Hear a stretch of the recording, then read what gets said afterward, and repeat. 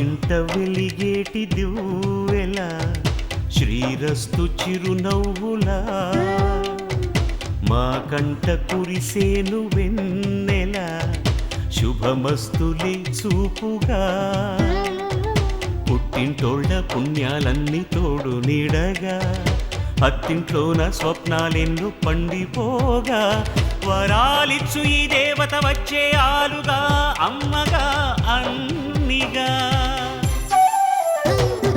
మా ఇంట వెలిగేటి దివ్వెలా శ్రీరస్తు చిరునవ్వులా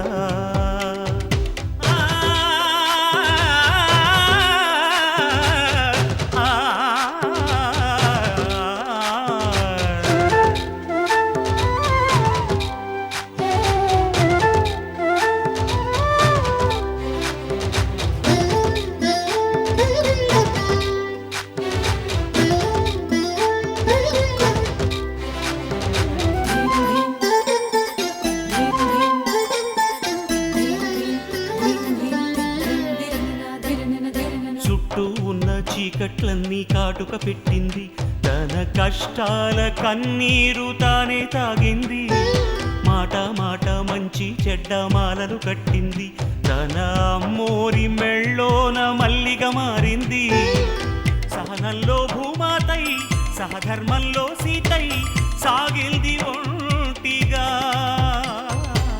పగలంతా ఇల్లాలై పతి కోరే ప్రియురాలై పండింది జంటగా ఆ దేవతే మాకు ప్రేమాంకితం చేసేలి జీవితం ఎన్నడు మా ఇంట వెలిగేటి దివ్వెలా శ్రీరస్తు చిరునవ్వులా మా కంట కురిసేను వెన్నెల శుభమస్తులే చూపుగా పుట్టింటోళ్ళ పుణ్యాలన్నీ తోడు నీడగా అత్తింట్లోన స్వప్నాలెన్నో పండిపోగా వరాలిచ్చు ఈ దేవత వచ్చే ఆలుగా అమ్మగా అన్నిగా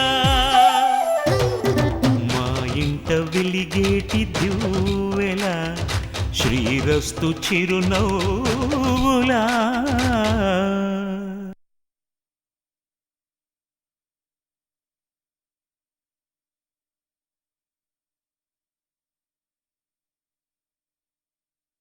అదే కదరా అర్థం కాక గుండెల్లో దడ మొదలైందనేది. ఈరోజు ఎలాగో ఎస్కేప్ అయ్యాను. రేపు ప్రాబ్లం ఎలా ఫేస్ చేయాలో అర్థం కాకే నువ్వేదైనా ఐడియా చెప్తావు నీకు ఫోన్ చేశాను రా. రే ఎన్ని రోజులు ఇలా తప్పించుకుంటావురా? ఎల్లొకసారి చెకప్ చేయించుకుంటే ప్రాబ్లం ఏంటో క్లియర్ అయిపోతుంది కదా. రే ఎంత ఈజీగా చెప్పావురా. నాకు చెకప్కి వెళ్ళాలంటేనే భయంగా ఉందిరా. అసలే మనం ఆల్రౌండర్, మందుంది, స్మోక్ ఉంది, ఫిగర్లతో టచ్ ఉంది.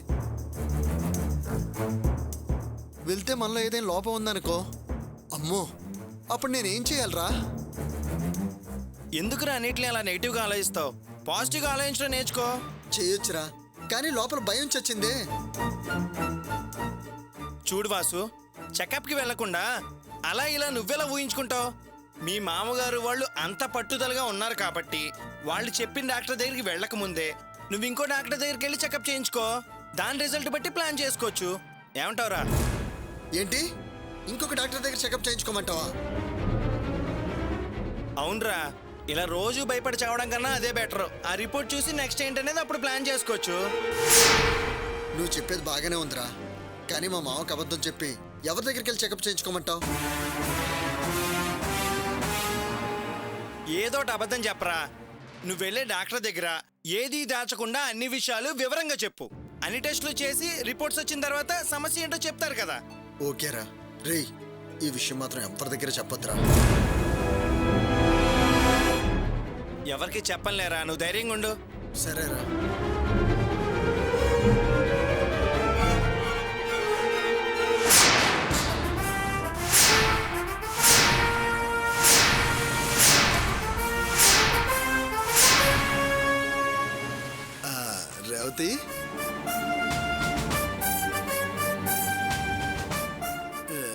నువ్వెప్పుడు ఇక్కడికి వచ్చావు? ఇప్పుడే అమ్మ పెరుగులో మెంతులు వేసిచ్చింది, తీసుకొచ్చాను. నిజంగా ఇప్పుడే వచ్చావా లేకపోతే చాలాసేపటి నుంచి వెయిట్ చేస్తున్నావా? ఇప్పుడే నేను ఇలా వచ్చాను, నువ్వు ఇలా తిరిగావు. ఏ ఎందుకలా అడుగుతున్నావు? ఫోన్లో ఎవరితో సీక్రెట్ గా మాట్లాడుతున్నావా? అబ్బే అలాంటిదేం లేదు రేవతి, ఫ్రెండ్తో క్యాజువల్ గా మాట్లాడుతున్నాను అంతే. సరే గాని మొహం అంతా అదోలా ఉంది, ఎందుకు? నా మొహం ఏముంది రేవతి, ఎప్పుడు చూసిన ఏడుపు మొహమే కదా. అదేం లేదు రేవతి, మార్నింగ్ నుంచి స్టమక్ అప్సెట్ అయింది కదా, అందుకే అలా ఉన్నానులే. సరే ఇదిగో అమ్మ పెరుగులో మెంతులు కల్పించింది, తాగేసి రెస్ట్ తీసుకో. అలాగే రేవతి.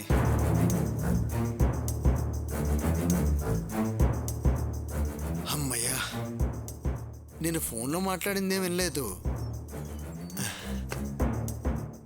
ఓహో, నీ మనసులో ఇలాంటి ఆలోచన, భయం ఉందా? అందుకే నా చెకప్ నుంచి ఎస్కేప్ అవడానికి డ్రామా ఆడావు. వాసు చెప్తా.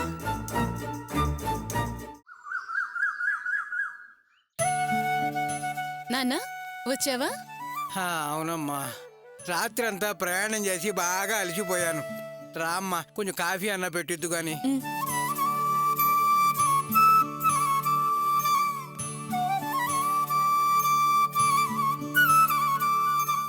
భగవంతుడా, అంతా సవ్యంగా జరిగేటట్టు చూడు తండ్రి.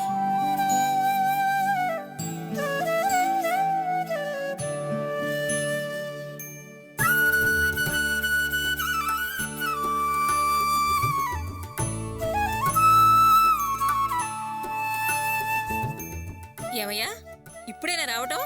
అందరికి శుభలేఖలు ఇచ్చి గట్టిగా రమ్మని పిలిచావా? నేను నాగార్జున సాగర్ వెళ్ళి ఆ చుట్టుపక్కల పల్లెటూర్లలో మా బంధువులందరినీ పిలిచేసి వస్తాను. ఏంటయ్యా, నీతోనేగా మాట్లాడేది, నువ్వేంటి అలా ఊవా అనుకున్న ముద్దలా కూర్చున్నావు? ఏమైందయ్యా నీకు? నాన్న కాఫీ. నాన్న ఏంటి అలా ఉన్నారు? ఏం లేదమ్మా, బానే ఉన్నాను. లేదు నాన్న, డల్ గా ఉన్నారు, ఏదో ఆలోచిస్తున్నారు. ఏం లేదమ్మా, శుభలేఖలు అయితే పేరు పేరున ఇంటికి వెళ్ళి ఇచ్చొస్తున్నాను.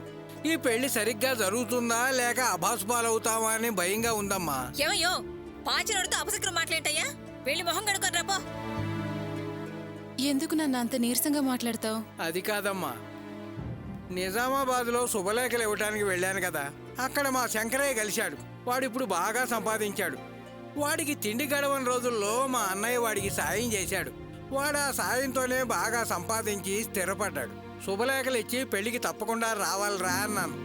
వాడెప్పుడు, రంగన్న, మీ కుటుంబానికి నేను చాలా రుణపడి ఉన్నాను, ఏమన్నా సాయం కావాల్సి వస్తే తప్పకుండా మొహమాట పడకుండా అడుగు అనేవాడు. కానీ ఇవాళ ఏమైందో ఏమో, వాడికి చెప్పుతో కొట్టినట్టు మాట్లాడాడమ్మా. ఆయన అలా మాట్లాడడానికి కారణం ఏంటి నాన్న?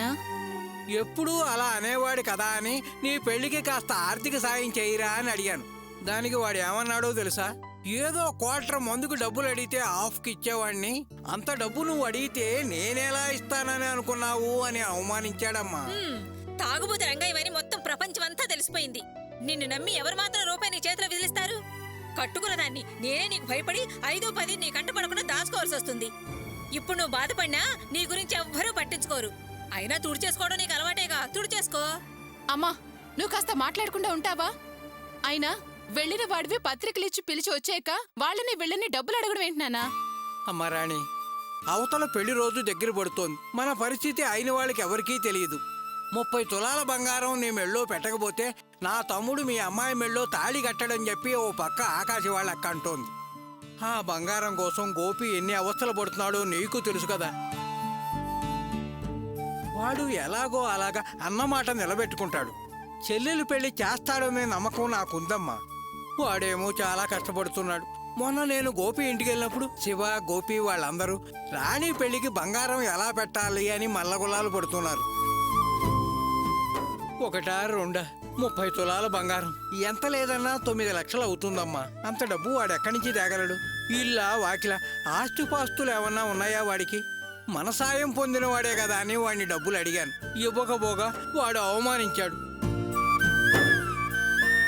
మనిషి భూమి ఆకాశాలు ఏకం చేస్తాడు అని అన్ని కబుర్లు చెప్పి ఇప్పుడేంటి కొత్త కథలు చెప్తున్నావు? అయ్యో భగవంతుడా, అవతల పెళ్లి సమయం ముంచుకొచ్చేస్తుంది. ఇప్పుడు ఆ డబ్బుల కోసం ఎక్కడికి వెళ్ళాలి, ఏం చెయ్యాలి, ఎలా దేవుడా ఈ పెళ్లి చేయటం ఏం అర్థం కావట్లేదు. అమ్మా, ఇప్పుడేవిందని అలా గగ్గోలు పెడుతున్నావు? ఏంటే నన్ను గగ్గోలు అడ్డగోలు అంటున్నావు? బంగారం పెట్టే బాధ్యత నాది అన్నాడుగా. ఇలా ఆఖరి నిమిషంలో ఈ పెద్ద మనిషి ఇలా ప్లేట్ ఫిరాయించి మాట్లాడుతుంటే నా గుండెల్లో రైళ్లు పరిగెడుతున్నాయే. ఈయన మాటలు వింటుంటే వాడు నిజంగానే నీ గొంతు కోసేలా ఉన్నాడు. నా కొడుకు అని ఈయన చంకలు గుద్దుకున్నాడుగా. ఈయన కొడుకు మన నెత్తిన తన్ని నట్టేట్లో ముంచేలా ఉన్నాడు. ఏయ్, నా కొడుకు గురించి పిచ్చి పిచ్చిగా మాట్లాడేవంటే మర్యాద ఉండదు, జాగ్రత్త. ఆ, ఇలా నన్ను జాగ్రత్త అంటూ నా మీద ఒంటికాల మీద లేచి నా నోరు మూయించడం కాదు. ఆ రోజు పెళ్లి పత్రికలు తీసుకోవడానికి వాళ్ళ ఇంటికి వెళ్ళినప్పుడు ఆ అమ్మాయి ఏం మాట్లాడింది? అప్పుడు అంతే, ఆగు ఆగు అంటూ నా నోరు మూయించావు. లేకపోతే తాడపేడో తేల్చేసేదాన్ని. అసలు ఈ రోజు ఇలా అవడానికి కారణం నీ కొడుకు కదూ.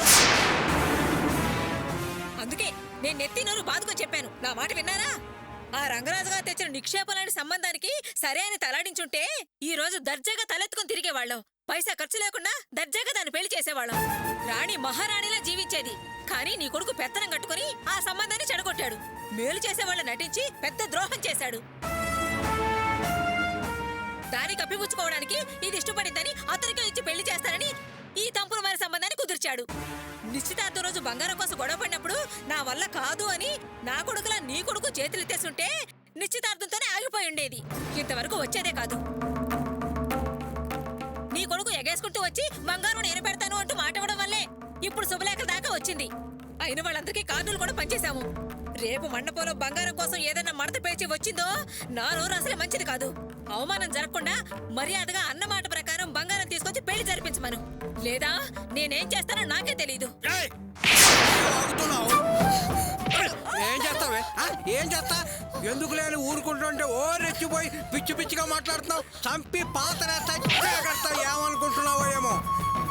ఏమే అసలు అమ్మాయి మెళ్ళో 30 తులాల బంగారం వేస్తాను వాగింది ఎవరే? నీ కొడుకు కోళ్లే కదా.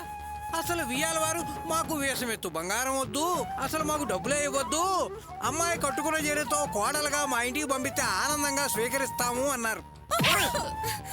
నీ కొడుకే కదే వాళ్ళ మావని నమ్మి ఎత్తులకు పోయి 30 తులాల బంగారం పెడతామని ఆ తర్వాత మొహం తాటేశారు.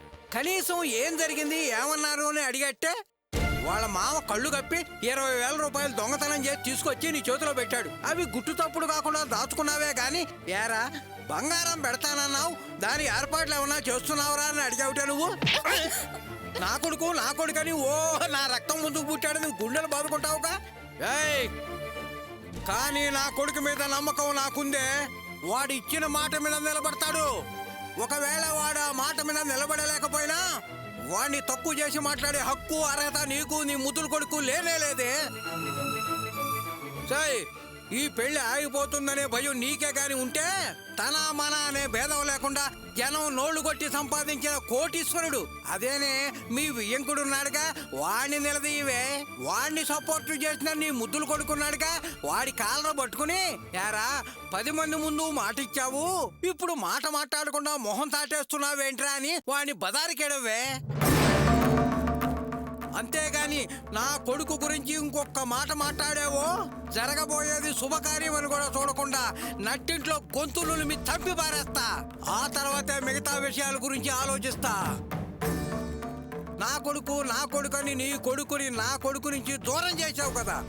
అయినా వాడు రాణి నాట్యలీలే అనుకుంటున్నాడే. ఒకసారి నువ్వేమన్నావో గుర్తు తెచ్చుకో. నా సవతి కడుపున పుట్టినవాడు నీకన్నా ఏమిటే అన్నావు దీంతో. కానీ వాడు 30 తులాల బంగారం పెడతానంటే ఏమీ మాట్లాడకుండా గుడ్లప్పగిచ్చి నిలబడ్డావే. వాడు బంగారం పెడితే మంచివాడు లేకపోతే చెడ్డవాడా? నీకు మేలు చేస్తే మిత్రుడు లేకపోతే శత్రువా? చూడు, వాడిని పల్లెత్తు మాటగాని ఇంకెప్పుడన్నా అన్నావంటే పళ్ళు రాలగొడతాను, జాగ్రత్త. ఆహా, అలాగా? అడు తిప్పి ఇటు తిప్పి చివరికి నువ్వు తేల్చింది ఇదన్నమాట. వంక వెతికి నీ కొడుకును ఒడ్డును పడేయాలని చూస్తున్నావా? నేను నా కూతురికి పెళ్లి చేయలేని అనుకుంటున్నావు కదూ. బంగారం దిగేసి నా కూతురి పెళ్లి జరిపించలేకపోతే నేను భాగ్యానే కాదు. చూస్తూ ఉండండి, మీ అందరి నోళ్ళు మూయిస్తాను.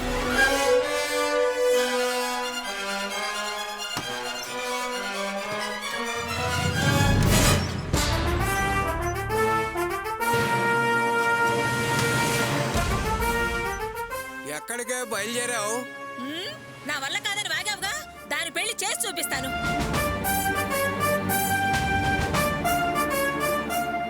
ఎందుకు నాన్న ఇలాంటి టైంలో ఆమె మీద చేసుకున్నావు? లేకపోతే ఏంటమ్మా, అది అన్న మాటలకి కొడతాం కాదు, నరికి పోగులు పెట్టేవాడిని. ముందు ఈ పెళ్లి సజావుగా జరగని, అప్పుడు చెబుతా దీని సంగతి, దీని కొడుకు సంగతి. అమ్మా రాణి, నువ్వేం భయపడాల్సిన పని లేదమ్మా. వెళ్ళు, నీళ్లు పెట్టమ్మా, స్నానం చేస్తాను. నాన్న, అన్నయ్య ఈ కుటుంబం కోసం ఎంత కష్టపడ్డాడు, ఎన్ని చేశాడు. ఇప్పుడు పాపం చెట్టు కింద పనిచేస్తూ బతకాల్సి వస్తుంది. అలాంటి పరిస్థితుల్లో ఉన్న అన్నయ్య నా కోసం మళ్ళీ కష్టపడాల్సి వస్తుంది. నాకు చాలా బాధగా ఉంది నాన్న. కల్లా కపటం తెలియని అన్నయ్యని ఈమె అమ్మలా నటించి ఆస్తి లాగేసుకుంది. అన్న అన్న అంటూ వాసు షెడ్ గుంజుకున్నాడు. నేనంటే అన్నయ్యకి ప్రాణం. నేను ఇప్పుడు నా పెళ్లి పేరు చెప్పి అన్నయ్య ప్రాణాలు తోడేస్తున్నాను. నాకెందుకో భయంగా ఉంది నాన్న. అమ్మా రాణి, ఏమిటమ్మా ఆ మాటలు? నేను తట్టుకోలేకపోతున్నాను నాన్న. అన్నయ్య మనందరి మంచి కోరుకున్నాడు. మనం అన్నయ్యని కష్టాల్లోకి నెట్టాం. అన్నయ్య వదిన సుఖంగా సంతోషంగా ఉండాలనుకునే నేను వాళ్ళకి సమస్యనే కూర్చున్నాను. వాళ్ళని ఇంత కష్టాలు పాలు చేసి ఈ పెళ్లి నాకు అవసరం అంటారా నాన్న? అమ్మన్నట్టు ఎవరో ఒకరితో తలంచి తాళి కట్టించుకుంటే ఎవరికి ఏ సమస్య ఉండేది కాదు నాన్న. నాకెందుకు నాన్న ఈ పెళ్లి? వాళ్ళకి కన్నీళ్లు మిగిల్చి నేనే సుఖపడతాను. ఎందుకమ్మా అలా మాట్లాడతావు? నువ్వు ఇలా బాధపడుతున్నావని తెలిస్తే గోపి తట్టుకోలేడమ్మా. ఊరుకో అమ్మా, ఊరుకో. నాన్న, నాకొకటి అనిపిస్తుంది. ఏంటమ్మా? నేను ఆకాష్ వాళ్ళ అక్కయ్యను కలిసి బతిమలాడుతాను. అన్న మాట ప్రకారం మేమంతా బంగారం పెట్టుకోలేము. మా అన్నయ్య కష్టాల్లో ఉన్నాడు, ఇప్పుడు సరితే పరిస్థితుల్లో లేడు. అందుకని పెళ్లిలో అవమానించుకోండి, మా అన్నయ్య తట్టుకోలేడు, దయచేసి మమ్మల్ని క్షమించండి, నన్ను కోడలిగా అంగీకరించండి అని కాళ్ళు పట్టుకుని బతిమలాడుతాను నాన్న. అయినా కుదరదు అంటే ఈ పెళ్లి మానేద్దాం. ఏమంటారు నాన్న? అమ్మా రాణి, ఆవేశపడి అలాంటి పని చేయకమ్మా. అన్నయ్య మాట తప్పే రకం కాదు. నాకు వాడి మీద పూర్తి నమ్మకం ఉంది. వాడు ఎలాగైనా బంగారం తెచ్చి బంగారంలో నీ పెళ్లి చేస్తాడమ్మా. తొందరపడకమ్మా, ఇంకా 10 రోజులు టైం ఉంది. ఈ లోపల దేవుడు కరుణిస్తే ఏదో ఒక దారి ఆయనే చూపిస్తాడమ్మా. అంతా మంచే జరుగుతుంది. నువ్వు బాధపడకు. వెళ్ళమ్మా, వెళ్ళి నా స్నానానికి నీళ్లు తోడు. భగవంతుడా, ఈ పెళ్లికి ఏ ఆటంకం జరగకుండా చూడు తండ్రి.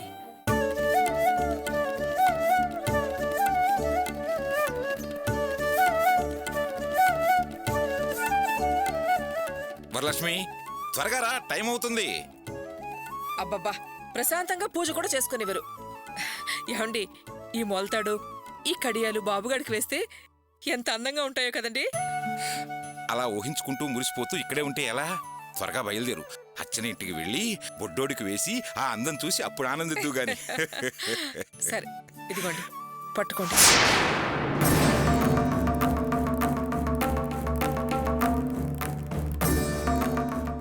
అర్చన మెళ్ళో నల్లపూస కూడా నా కష్టార్జితంతో కొనివ్వాలనుకుంటున్నానండి. ఈ నగల్ని మీ దగ్గరే ఉండనివ్వండి.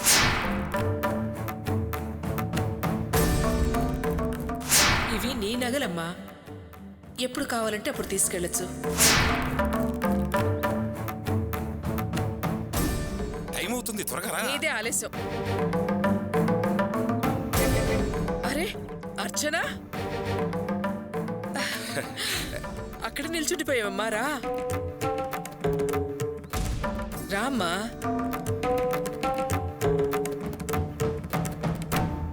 అమ్మ అర్చన, ఇప్పుడే నీ దగ్గరికే బయలుదేరా. అర్చనే వచ్చేసింది, చూసారా? రామా.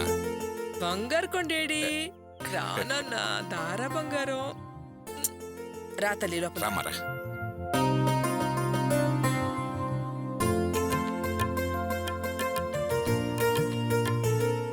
రామా, కూర్చో. ఇదిగోండి మీ మనవణ్ణి, జాగ్రత్త. మంచినీళ్ళు తీసుకొస్తా, కూర్చోమ్మా. బంగారు కొండ. ఏమ్మా, ఆటోలో రావచ్చు కదా, ఇలా ఎండలో వచ్చామే? అది ఆటోలోనే వద్దాం అనుకున్నాను నాన్న. ఇంతలో బస్సు వచ్చిందని వచ్చేసాను.